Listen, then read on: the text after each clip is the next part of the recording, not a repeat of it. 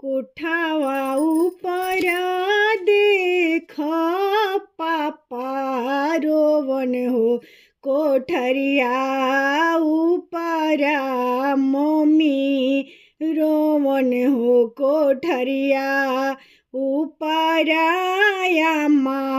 रोवन हो।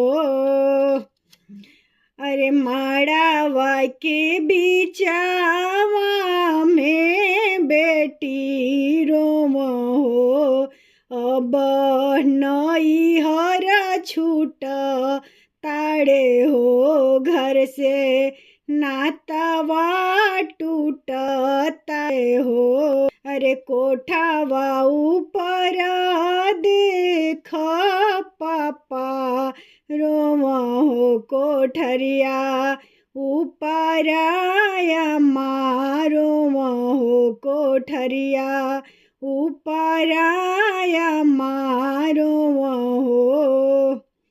अरे माड़ावा के बीचे देख बेटी रोम हो, घर से नातावा छूट ताड़े हो, अब नैहर छूट ताड़े हो, अब नैहर छूट ताड़े हो।